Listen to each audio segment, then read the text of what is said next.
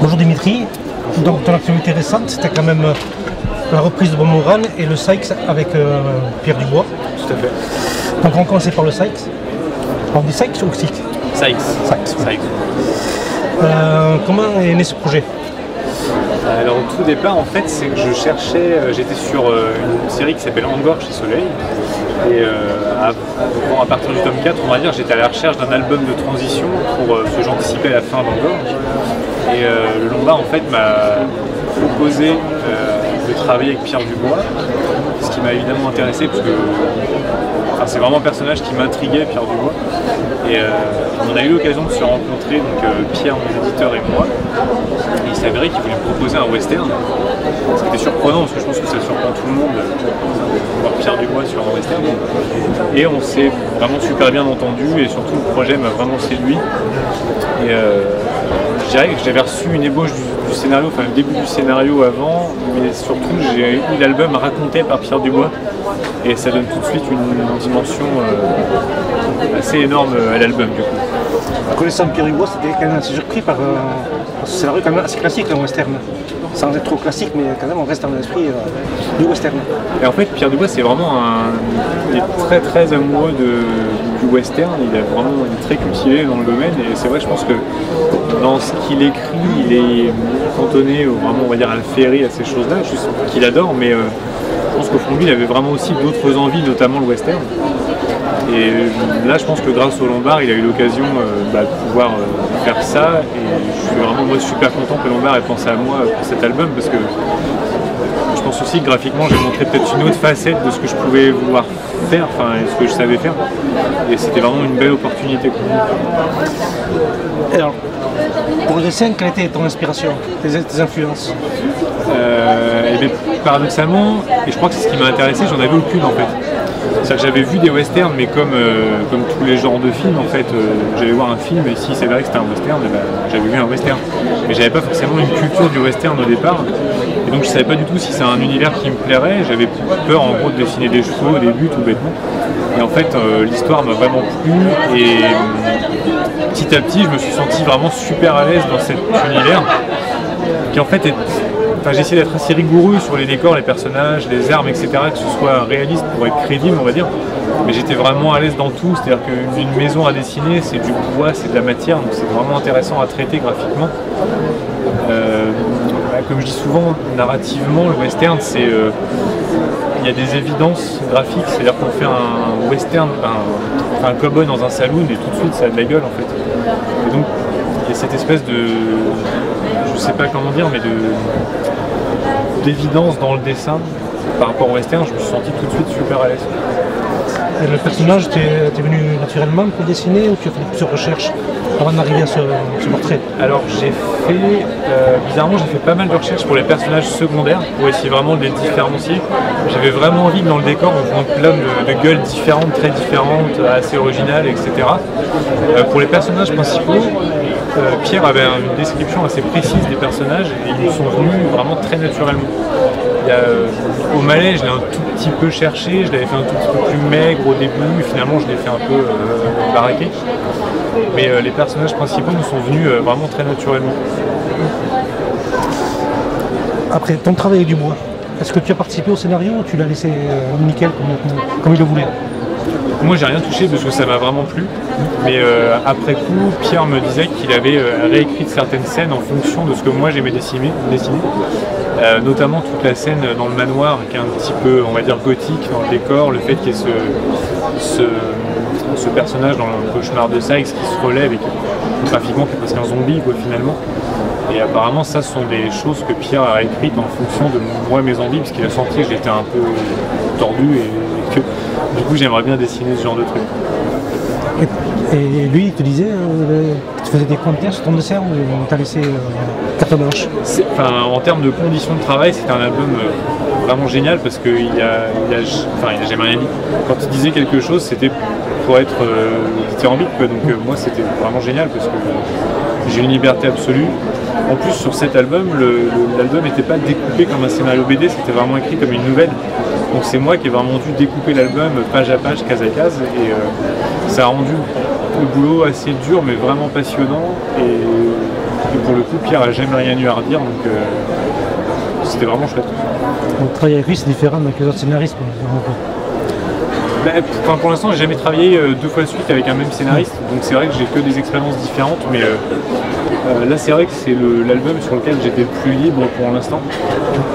Ou même j'étais tellement à l'aise sur le western que j'avais pas forcément de grosses contraintes graphiques, contrairement, on le verra peut-être après, à Bob Moran où c'est plus contraignant pour moi le contemporain. Et donc ouais, non, tout était bien sur ça, en fait. C'est vrai que là c'est plus de grand espace. Il y a moins de décors, c'est plus le paysage quoi, qui compte. On me l'a pas mal dit, ouais, que les gens avaient aimé ce côté des grands espaces. Et je trouve que, un peu comme je disais tout à l'heure pour le cowboy dans un saloon, faire une grande plaine comme ça parle tout de suite aux gens. Même moi, graphiquement, j'ai tout de suite une image qui me vient en tête.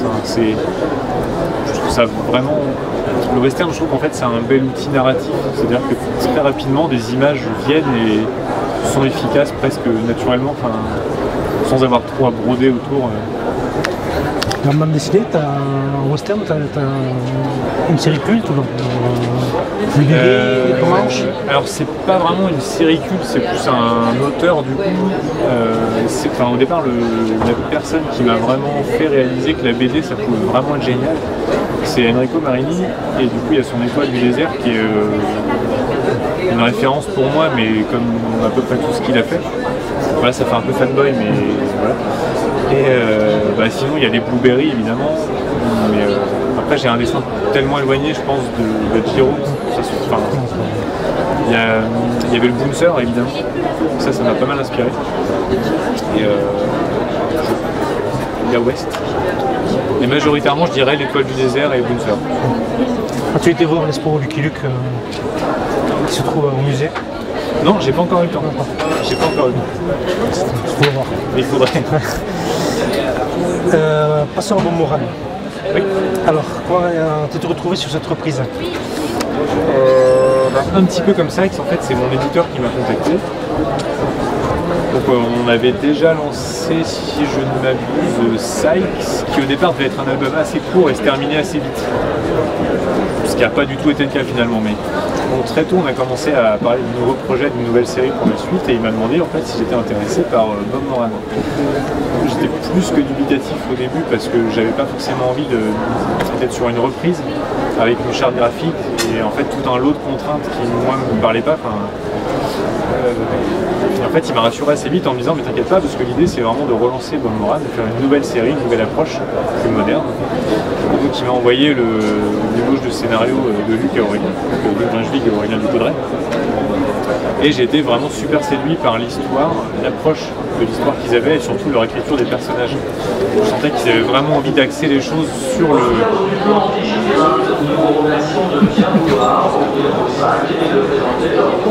Tout à fait. Aucun bagage ne doit entraver la circulation. Absolument.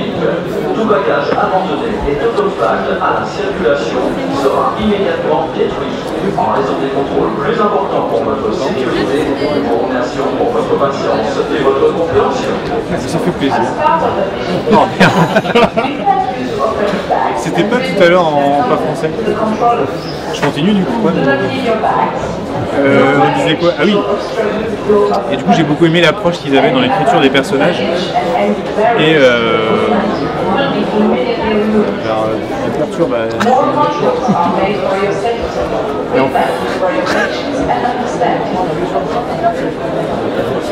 Et du coup voilà. Et en fait c'est Luc et Aurélien qui m'ont contacté en parallèle en me disant hey, on a appris que Gauthier, donc mon éditeur, pensait à toi, on a fait connaissance, on s'est bien entendu, on a vu qu'on avait une vision assez similaire de la bande dessinée, justement de raconter une histoire par le biais des personnages avant tout, plus que l'histoire en elle-même. On s'est bien entendu, ça a marché, j'ai fait des recherches de personnages et là je crois que eux ça leur a tout de suite plu, l'éditeur ça lui a énormément plu aussi, donc on est parti comme ça assez naturellement. Tu connaissais déjà leur travail à Brunswick et Ducaudray? À Luc, oui.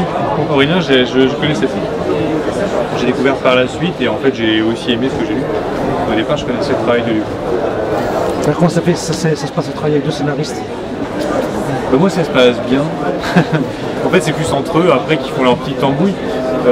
Moi ça se passe pareil parce qu'on échange essentiellement par mail, donc j'envoie un mail et les deux répondent, mais moi j'ai mes réponses donc ça me va très bien. Et ils sont même super réactifs, on s'entend très bien et donc ça se passe bien. C'est peut-être plus dur pour l'éditeur du coup d'avoir à traiter avec deux scénaristes plutôt qu'un, mais pour moi ça va.